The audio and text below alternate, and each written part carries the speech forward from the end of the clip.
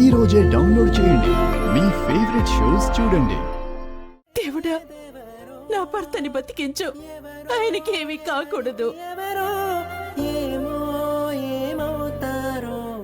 ఏనాడో చచ్చిన వాడి కోసం వీడికి గుండెపోటు రావడం ఏంటో. ఆ అనామకుడికి తిండి పెట్టాము, బట్టలిచ్చాం, బోల్డ్ అన్ని డబ్బులు తగిలేశాం. ఆఖరికిప్పుడు ఆ వెధవ ఇంద్రాగాడు నా కొడుకు ఆరోగ్యాన్ని కూడా తీసుకెళ్తున్నాడు. ఎందుకత్తయ్యా ఇంద్రని తిడుతున్నారు? లేకపోతే ఏంటే, వాడు చచ్చి నా కొడుకుని సాధిస్తున్నాడు. నా కొడుకేమైనా అయ్యిందో ఆ దరిద్రుడు ఆత్మకి పుట్టగతులు కూడా ఉండవు.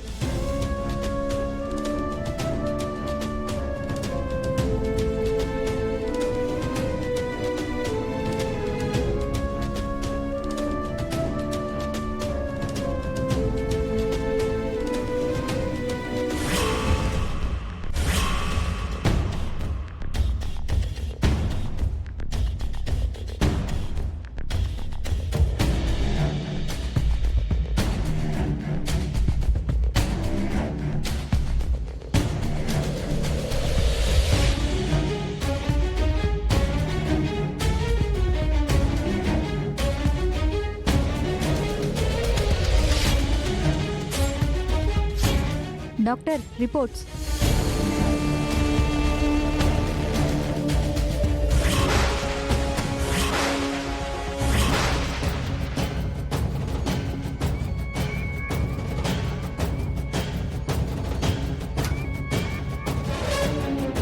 ఆయనకి ఎలా ఉందయ్యా? ఏం కాదు కదా? సారీ ఆంటీ, అంకుల్కి సివియర్ స్ట్రోక్ వచ్చింది.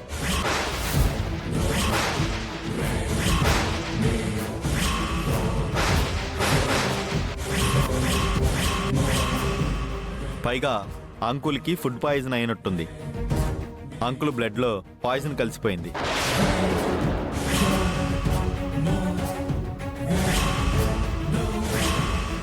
స్ట్రోక్ వల్ల, పాయిజన్ వల్ల హార్ట్ బాగా వీక్ అయింది, పల్స్ డౌన్ అయింది.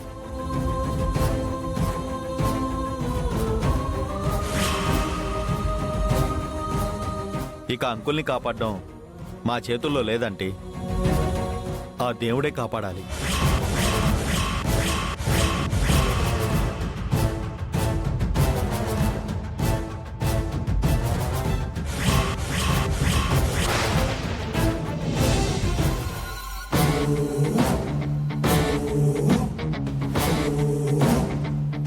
శభాష్ బేబీ, ఇప్పుడు నా కూతురు అనిపించావు. నాకు చాలా హ్యాపీగా ఉంది, పట్టరానంత సంతోషంగా ఉంది.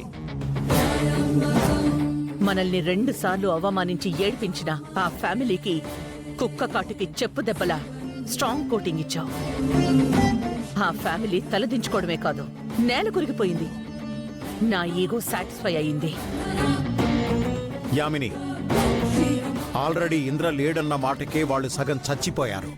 ఇంకా వాళ్ళ గురించి ఎందుకు మాట్లాడుకోవడం? చేసిన పాపం ఊరికే పోదండి. వాళ్ళు నన్నెంత అవమానించారు, అది తిని ఎంతలా ఏడిపించారు. ఈ 6 నెలలు మనలో ఏ ఒక్కరైనా కడుపు నిండా అన్నం తిన్నారా, కంటి నిండా నిద్రపోయారా? నరకం అనుభవించాం కదండి. అలాగే ఈ రోజు కూడా వాళ్ళు మనల్ని మోసం చేయాలనుకున్నారు. చచ్చిపోయిన వాడితో పెళ్లి చేసి మళ్లీ అవమానించాలనుకున్నారు. వాళ్ల పాప పండి నిజం బయటకొచ్చింది. మనం తలెత్తుకున్నాం. కానీ అదితి పెళ్లి మరోసారి ఆగిపోయింది కదా, అది మనకు అవమానం కాదా? కాదు, అది మనకి అవమానం కాదు, ఓటమి కాదు. ఈసారి అదితియే పెళ్ళాపింది. ఇది మన గెలుపు. నువ్వు చాలా గ్రేట్ బేబీ. ఇన్నాళ్ళు నువ్వు నా మాట వినలేదని చాలా బాధపడ్డాను, కోప్పడ్డాను. ఇప్పుడు నేను చూసి చాలా గర్వపడుతున్నాను. I'm proud of you.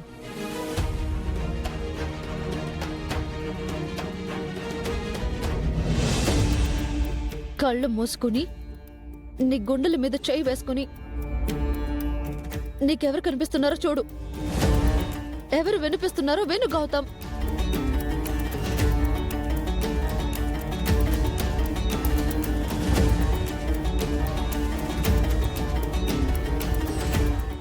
మనసులో నేనున్నానని అందరితో చెప్పు.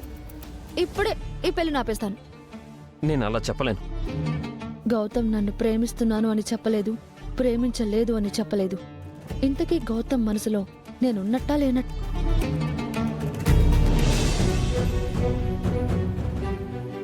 ఇంద్రగారు ఎక్కడికి పోలేదు, నా కడుపులో మళ్ళీ ఊపిరి పోసుకుంటున్నారు అని చెప్తే మీ నాన్నగారు ఆనందంగా లేచి కూర్చుంటారండి.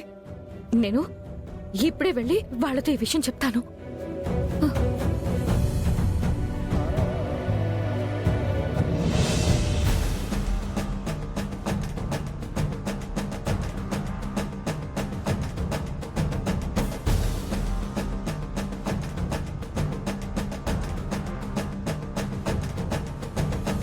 ఆగవే, ఎక్కడికి వెళ్తున్నావు? అర్జున్ సార్ని చూడటానికి. ఇంకా ఏం చూస్తావే? ఆ? ఆయన బ్రతికే అవకాశం లేదు అని డాక్టర్లు చెప్పేశారు.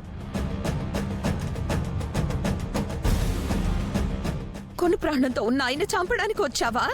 అసలు ఎందుకు వచ్చావే నువ్వు? వెళ్ళమ్మా, వెళ్ళు. ఆ వెంటిలేటర్ అది తీసేసి ఆయన్ని చంపేసేయ్. అందుకే కదా నువ్వు వచ్చింది. ఎందుకండి అలా మాట్లాడుతున్నారు? ఇంకా ఎలా మాట్లాడమంటావే?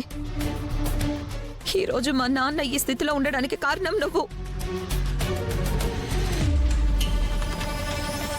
ఎక్కడి నుంచి వచ్చావో కానీ మా పచ్చటి కుటుంబంలో చిచ్చులు పెట్టావు.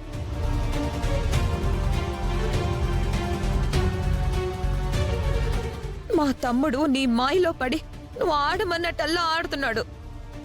దయచేసి ఆయన్నేమనకండి.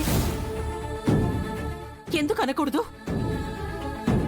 ఒక ఆకతాయి, అల్లరి చిల్లరవాడు, బాధ్యత లేనివాడు, అబద్ధాలు చెప్పేవాడు.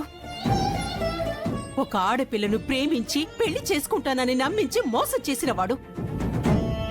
కన్న తల్లిని, ఆ కన్న తండ్రిని క్షోభ పెట్టినవాడు. అంతేనా? అయ్యో, మీకు దండం పెడతానండి. మీ కడుపును పుట్టిన బిడ్డ గురించి మీరు అలా మాట్లాడకండి. ఆయన బాధ పెట్టకండి. వాడికెందుకు బాధ? అలాంటి వాడు మా కడుపున పుట్టినందుకు మాకు బాధ. అసలు వాణ్ణి ఎందుకు కన్నామా అన్న బాధ. అసలు వాణ్ణి కనకుండా ఉంటే బాగుండేది. సుభద్ర గారు, సుభద్ర గారు,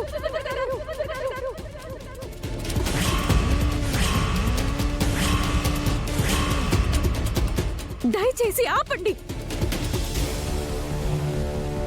ఇంకొక మాట ఆయన గురించి మాట్లాడకండి. ఏంటి నా కోడల్ని పేరు పెట్టి పిలిచారుస్తున్నావు? మా అందరినీ ఎదిరించి మాట్లాడమని ఆ గౌతమ్ గాడు నీకు నూరు పోసాడా ఏంటి? పెద్దవారు, మీరు కూడా అలా మాట్లాడతారేంటండి? మీ మనవడు గురించి అలా ఎలా మాట్లాడతారు? ఇంకెలా మాట్లాడమంటావు? వాడేవైనా నా కొడుకుల దేశాన్ని ఉద్ధరించాడా? కనీసం తన కన్న వాళ్ళని, తోబుట్టువుల్ని పట్టించుకున్నాడా? వాడి వల్ల ఎవరికి ఉపయోగం? అందర్నీ ఏడిపించడం తప్ప ఎవరిని సంతోషపెట్టాడు? నీలాంటి దాన్ని కట్టుకుని వాడు నా వంశాన్ని చెడగొట్టాడు.